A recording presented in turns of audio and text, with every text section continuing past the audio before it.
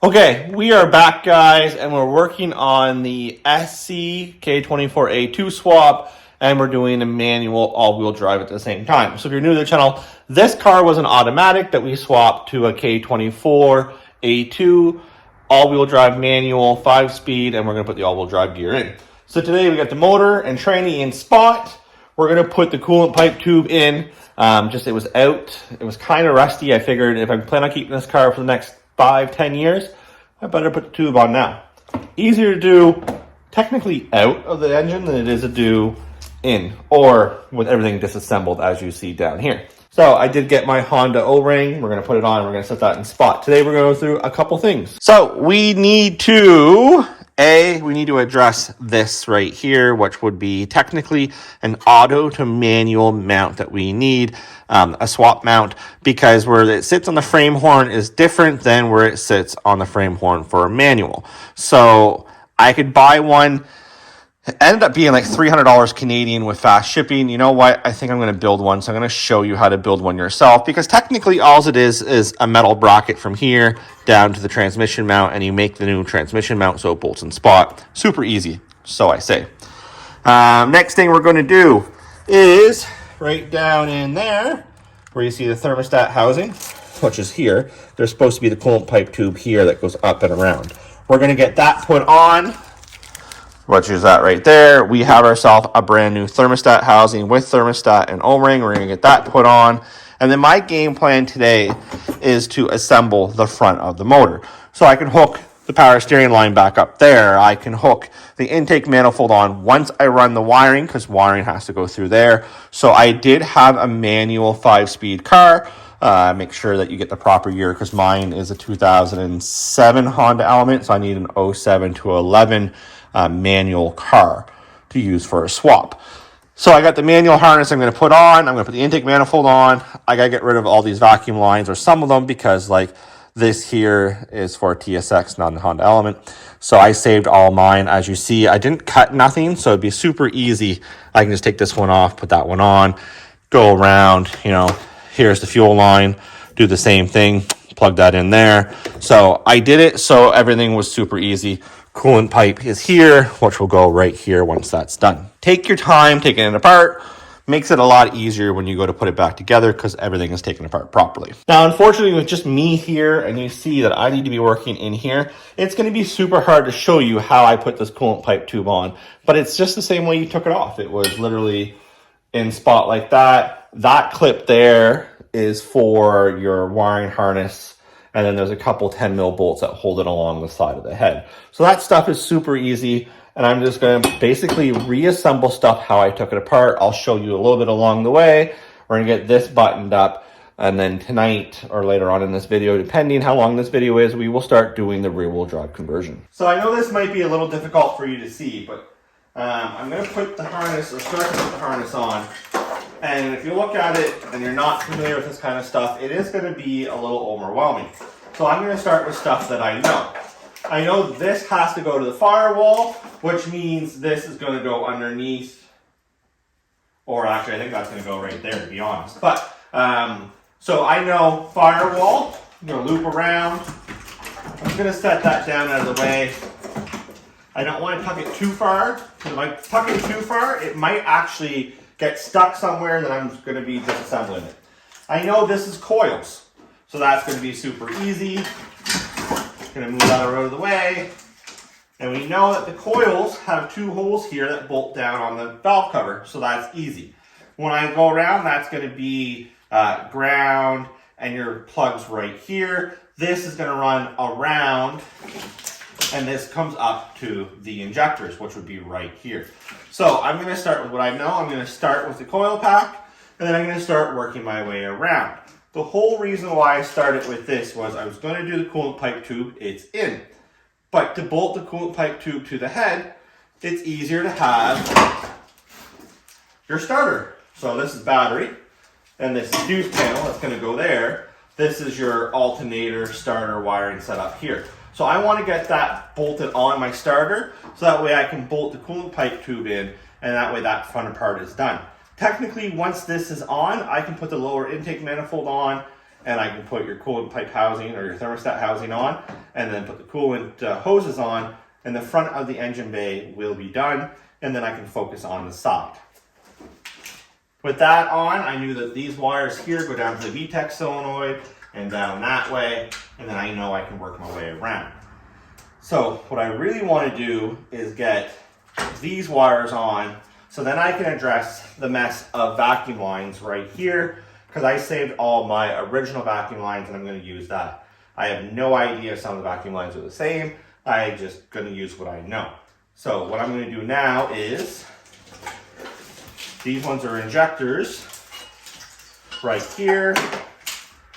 So that's going to have to run up underneath. That's going to clip in right in here. So a lot of this stuff right here has to be removed now anyways to get that in spot. So I'm going to play around with the wiring. If I have any tips or tricks, I will tell you. But again, start with what you know, and I know the coils are right there, and that's the easiest thing. And if you took it apart, you should remember a little bit of where things should go. So I do know this motor was blowing. I never heard it run. I tried to start it as you've seen, and it didn't do anything. So the intake off the Element has a lot of oil residue on it. I did buy the new intake manifold gasket kit. Now, technically I have two. So I have the half one here for the inner, and then I have one for the block for the head to the intake manifold. Don't think I'm going to change that because I'm not taking it apart. And honestly, once I tune this, I'm going to put the RBC on this. So there's no point of doing that right now. So some wonderful brake clean. We're just going to clean that up some. Probably go over it with a razor blade or a Scotch Brite pad as well to make sure that there's nothing else in there. And just get rid of some of the oil that was there. So you will see that technically there's still a little bit of residue there. So I'm going to take my razor blade and just scuff it up. And then I can put that on, bolt that in spot. I move this out of the way for a second. You will see I did get the harness down here the way it should be. Right down there, as you see. Now you'll see that is actually a zip tie because it broke, and I don't want it just hanging there. Honda did it for a reason. Any clip I try to put back in the same spot, other than that one right there, because the thermostat housing has to go on, and then that clips into the thermostat housing. Again, I just did what I knew. I ran your harness for the charge harness, I guess you can call that, to the battery, up to the fuse panel, and I started doing the side. Now, I had this off of the original intake manifold, and that is basically the block and the wiring there, so, or the vacuum line. So I'm going to use that because it's off the Element. So I know this will be out of a lot of people's, you know, a lot of DIYs, I guess, but I'm going to show you how to do it, or how I'm going to attempt to do it and think it's right. So I have a piece of 1/4-inch plate here. I did draw out the mount. I did draw it out bigger for a reason. The reason is this mount isn't straight. It bends down. There's a little bit of a curve. So I'm going to make it bigger so I can cut it out. I'm going to bend the curve, and then that way I can trace the mount out. I'll literally just take my marker once it's bent. I can trace it out to where I want. I can mark my holes, and I can drill the holes out and go from there. Now I do have torches, but I think for cutting this, I'm just going to take the cut off wheel, cut it off. And then my options are going to be either heat this metal up in through here and bend it with a hammer and a torch, or I might even take it upstairs to the press, and I might see if I can mount this somehow on the press and have the press coming from the backside to bend this inside here. We're going to learn this together because I honestly don't know.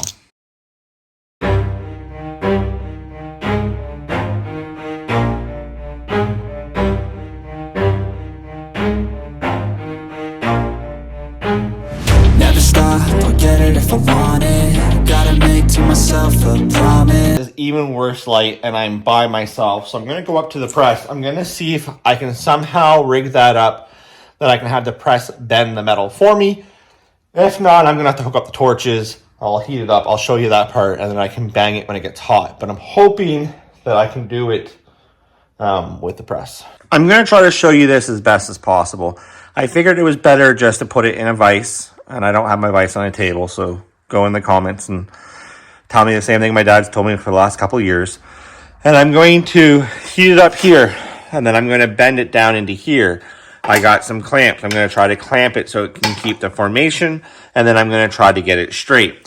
Now, one thing you're going to notice is there's a little bump right there, so I might have to get a bolt or something. Maybe a bolt might be the same thickness, and see if I can duplicate that there. So we're going to focus on this curve here, and then this curve to about that bump, and then we're going to have to figure it out from there. So hopefully this works, guys. So just going to heat up with the torch and see what happens. I'll show you guys. Now this is a decent thickness for this little torch, so I have to make sure I get it red. But to get the whole thing like scorching red, I don't think it's going to happen, because it will cool down on the other side before this side gets warm. So I can try to put it on it for it to start to turn red, work my way down. It's starting to suck the heat into it there. But by the time I get halfway through, it's cooling down on the other side. So I can try to make sure I can do this. But, and another thing is, you don't want to heat up aluminum on the other side. That, I'm going to hold this up.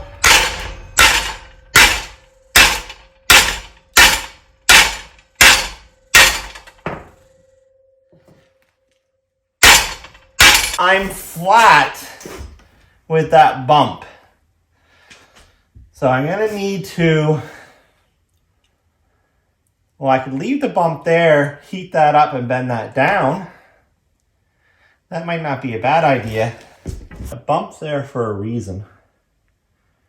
So technically, right through here needs to come down. That bump needs to stay, and this needs to come down. So I'm going to heat it up in the center and hope that I can bang the center down. So it's right in here. I need to bring that end down some. All right, so she's nice and hot.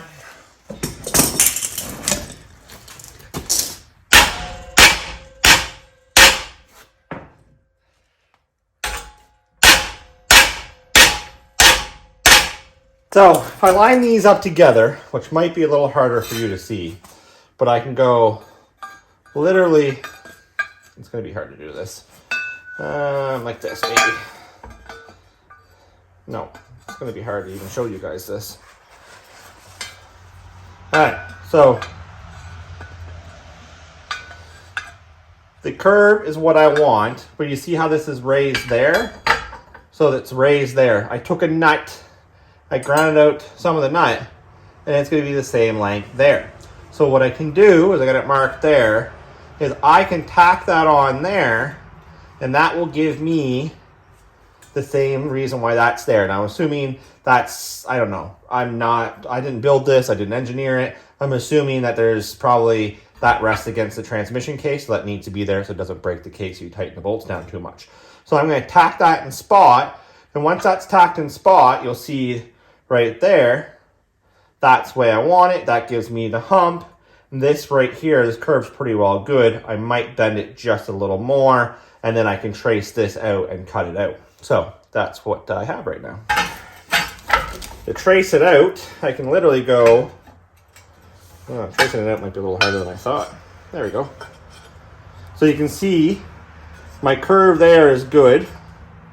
And then that's right where that little, that's where this is going to be. So that's going to have to go in the same spot, and it should be good. This I'm going to bend down just a bit more, because as you see, it's going to need, well, technically, I think it's supposed to be there. That's how it's supposed to be. So you see it's pretty well tight till it gets to that curve. That's supposed to go on this side, and then this can be bent down. So if that's like that. So you'll see right there is my bracket I've made so far. So it goes around, up and around. I kept the contour of the original bracket. I'm probably going to grind a little more right here so it goes around the shift selector. It's not hitting now, but I just want to play it safe. So I'm happy with that. Now the bolt that went up in here, I think it's just to stop it from this to come down. So I'm probably still going to tack one on there, so this will stay up high.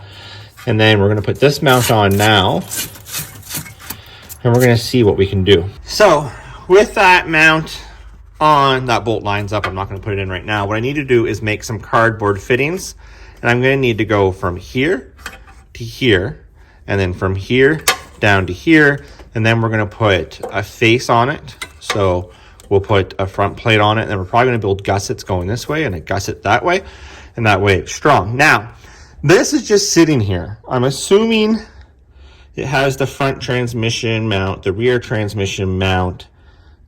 I don't know if I should just jack it up maybe 1/4 of an inch so it's not down at all. I'm gonna have to think about that, or jack it up and see if it makes any movement or not, because I want to make sure this is in the right spot. I can't put the axles in just yet because the subframe has to come back out. The subframe's coming back out for one big reason, is I didn't put the exhaust manifold on. I do have a swap header off of my Dassault that I was going to case swap. I'm going to test fit that, but it won't clear the transfer case. But even if I use the stock exhaust manifold, I took it off of the other car's one piece, because if you're new to Elements, or if you know Elements, that they usually tend to rot. So it's a little seedy around the 2 bolts that bolt the mid pipe to it. So I decided to take it down as one, because this is going to go turbo come spring. So my plan isn't to waste money buying a new exhaust manifold. So it didn't leak before, it won't leak now. So to get that up as one, it's going to be converter manifold together up, and I can't do that with the K-frame in its spot. So I need to make this mount, then I can drop the K-frame, and then I can put the K-frame back up after I test fit the swap header to see if it will work. If it doesn't, I'll put the exhaust manifold back on, and then I can finish assembling this motor. So it's kind of working backwards, but I can't drop it right now until this mount is done. So like anything, I took a piece of cardboard that would be the closest to the front, and I made my first one, and then I made my second one. Trace it out on here. I'm going to cut it out with a torch. I'm going to drill my little holes. I might save the holes for, well, no, I should drill the holes because I know where they're going to be. And then I'm going to clean this all up. So I'll come back once this is all cut, and then we can get it sat in place to see. I did use the jack, and I did jack it up a little bit just so it kept it up off the motor mounts so it doesn't wreck them, and it's the way it should have been anyways. All right, so we started this. That's going to go like that right there. Make sure it's flat. I'm going to tack that one in spot. And then this one here is going to be bent. I say bent, but I meant tilted to about there. And then I'll tack that in spot. Now what I want to make sure, and it's going to be hard to hold in the camera, is that it's flat against that mount. So it'd be more like that right there. So I'm going to tack this in spot. I can't do it with the camera. And then I'm going to see where that puts me. Now I'm going to have to obviously reinforce it, put some gussets in there, but that will give me the gist of where the transmission needs to be. And once it's tacked in spot, I can clean it up a little better. So like that, the mount is almost done. There's a couple of things I want to address, but it is bolted in on its own and it's not moving. So the things I want to address is I'm probably going to grind that down some, just because if you look from this side, it's a little higher than it probably needs to be, and well, I don't need it. And then this side, if you look right down there, I'm gonna round this off a little more through here so I can actually get the bolt in there, because, well, I can disassemble this, but then I have to move the battery tray to disassemble it. So I've been just popping it off the frame rail. So I'm going to just grind that out some because it's a little excess I don't need. That way I can get the bolt in there. And then I'm just going to take it back apart afterwards, and we're going to sandblast it, and I'm going to show you powder coating. And once it's powder coated, it will be done. So that will be my auto to manual swap. All right, so we're going to finish up this video. We have our mount done, and it's powder coated black. Nothing crazy. I did put a gusset in like I was explaining before. That just helps the side-to-side movement. So I don't know if you could actually see the gusset right there. Now I did powder coat this at home, so I am lucky that I do have that kind of stuff available to me. So like I said, this mount cost me nothing, where if I would have bought it online, it was $300 and some odd. So so there it is down there. Kind of a bad spot to see, but there. Factory, looks factory. Well, it actually looks like the one that Handsport sells, to be honest. A little bit of rust down there now from the bolts, but it's powder coated. It will last. It looks better than this top mount, which I might end up buying new mounts for this. But let's face it, guys, this is a winter car, daily driver, junkyard runner. So I do have a Dodge Ram that I just bought, which is a different video. But like, I want to be able to put B is for boost on this, whatever my YouTube name is. Thinking about kind of changing it. But we can take this to the U-Pole, put parts in it. I can go for a drive. I can haul my wheeler. I could haul my street and trail if I want, because we are going to put a hitch on it. So I do plan on turboing this next year or come spring. But, you know, to me, it's always going to be like the shop vehicle. So that's why I'm doing it. So yes, I'd like to take to maybe like H-Day, but there's certain things that I'm not going to clean up. Like, I might put a new mount on it just for the reason of it not being rusty, but it's never going to be open the engine bay and like, ooh, look at that. On that, it all looks factory. Obviously, that's going to need a bolt there, but there you go. So we have ourselves one all-wheel drive, our auto to manual swap mount, bolted up the way it should be. So we're going to call it quits in that video. We still have e-brake. The whole e-brake assembly has to be done. New e-brake cables, bearings, hub, backing plate. We're working on that. Today, in another video, I'm going to fit up the drive shaft. Now, you've seen that I did have it fitted up, but I didn't have the carrier bracket.